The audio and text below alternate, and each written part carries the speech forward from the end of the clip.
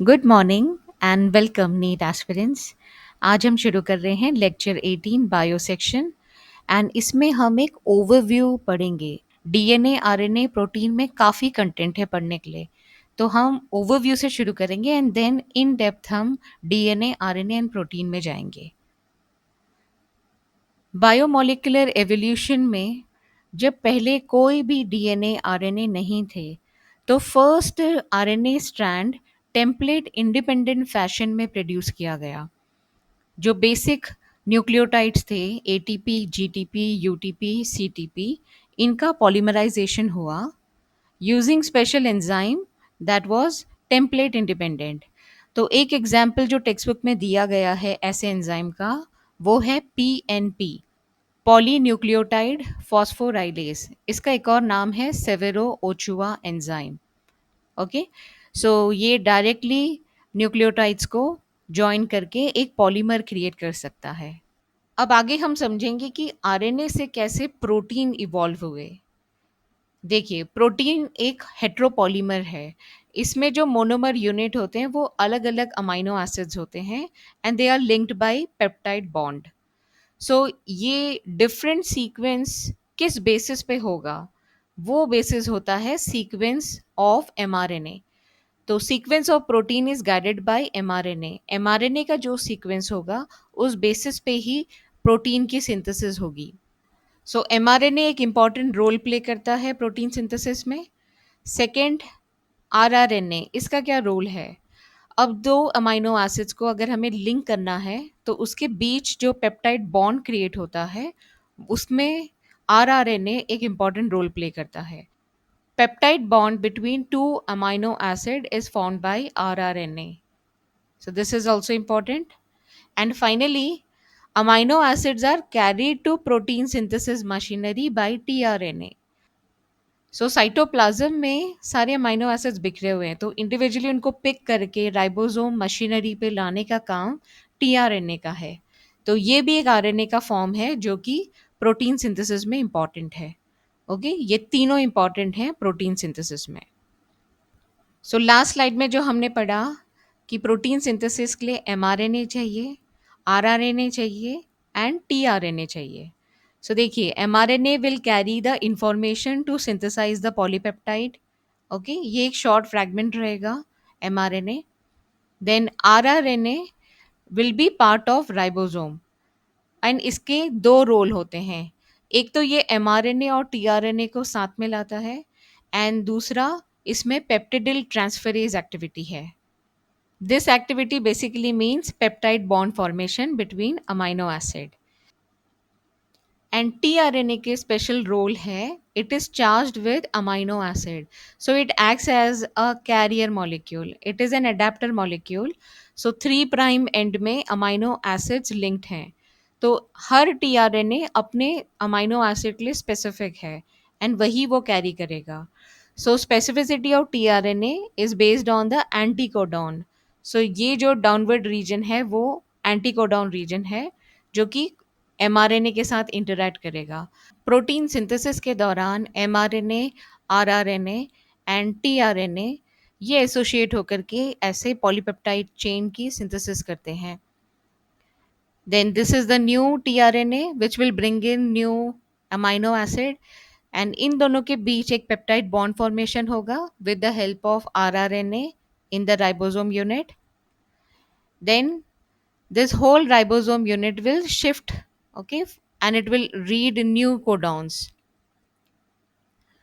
ये वाला जो टीआरएनए है अब फ्री हो चुका है एंड देखें डी एंड डब्ल्यू के बीच में एक पेप्टाइड बॉन्ड बन गया है, तो अब पॉलीपेप्टाइड यहाँ शिफ्ट हो गई है। अब नेक्स्ट न्यू टीआरएनए आएगा with the new amino acid and उनके बीच पेप्टाइड बॉन्ड फॉर्मेशन होगी। तो इस तरह से ये प्रोसेस प्रोग्रेस होती है एंड लास्टली जब स्टॉप को डाउन आएगा तो तब ये सब फ्री हो जाएंगे, polypeptide and large subunit and small subunit and mRNA. Then protein evolution के साथ साथ डीएनए का भी को एवोल्यूशन हुआ। ओरिजिनल जेनेटिक मटेरियल आरएनए था, बट आरएनए के बारे में हमने पढ़ा था कि आरएनए बहुत ही रिएक्टिव है एंड उस वजह से वो म्यूटेट होता है काफ़ी जल्दी जल्दी। तो इस वजह से जो भी जेनेटिक इन्फॉर्मेशन है वो उसमें म्यूटेशंस होंगे and it will be harmful for the organism. Therefore, it was necessary to evolve a molecule which was stable compared to RNA. अब हमें ये समझना है कि डीएनए स्टेबल क्यों है।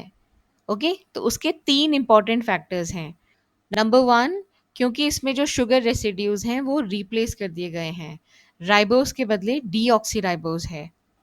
Then DNA is double stranded, so hydrogen bonding and stacking of the bases confer stability. And third important point है replacement of uracil with thymine. So replacement of sugar. RNA has ribose, DNA has deoxyribose. So DNA के तीनों hydroxyl group occupied हैं, okay? But in case of RNA, ribose का जो 2 prime hydroxyl group है वो free है and इसी वजह से आरएनए रिएक्टिव होता है। Okay, so lack of 2 prime hydroxyl group enhances stability of DNA, ये बहुत इंपॉर्टेंट एडवांटेज है switching and replacement of sugar in DNA. Then second point, double stranded molecule is more stable because the plane of one base pair stacks over other in double helix. This, in addition to hydrogen bonds, confer stability to the helical structure. सो आप इसे देखिए, डरिए मत, ये मैं आप इसको next lecture में डिटेल में समझाऊंगी। ये डीएनए का स्ट्रक्चर है। यहाँ आपको ये देखिए फॉस्फेट एंड है, ये 5 प्राइम फॉस्फेट एंड, ये शुगर है, ये 3 प्राइम हाइड्रोक्सिल ग्रुप है which is link to the next nucleotide. Okay, phosphate group of next nucleotide. So ये फॉस्फोडाइएस्टर बॉन्ड्स हैं जो आप रेड में देख रहे हैं, एंड ये phosphate sugar, then phosphate sugar. So this is the phosphate sugar backbone of one strand. यहाँ जो प्रोजेक्टेड आपको दिख रहा है ये फर्स्ट कार्बन है एंड यहाँ पर नाइट्रोजन बेसिस हैं। ओके, तो अगर सिंगल रिंग है तो वो पिरिमिडीन है, डबल रिंग है तो प्यूरिन्स। सो कॉम्प्लीमेंट्री स्ट्रैंड में आप देखिए, पहली बार कॉम्प्लीमेंट्री स्ट्रैंड एंटी पैरेलल होगा, ये 5 प्राइम टू 3 प्राइम इस डायरेक्शन में है, तो जो कॉम्प्लीमेंट्री स्ट्रैंड होगा वो 5 प्राइम टू 3 प्राइम इस डायरेक्शन में होगा, दोनों एंटी पैरेलल हैं। यहाँ पर भी phosphate and then sugar, then phosphate sugar backbone, and these are the nitrogen bases projecting inside. ये हाइड्रोजन बॉन्ड्स बनाते हैं एक दूसरे से।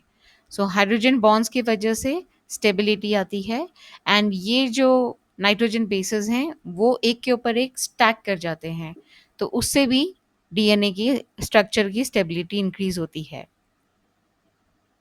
सो देखिए यूरेसिल आरएनए में होता है and similar structure, exact similar structure है, एक्सेप्ट यहाँ पर एक मिथाइल ग्रुप है, ये स्ट्रक्चर है थाइमीन का।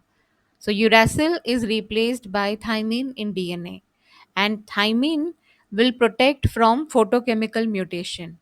So this is how thymine confers stability to DNA. So that's all about the overview of DNA, RNA and protein.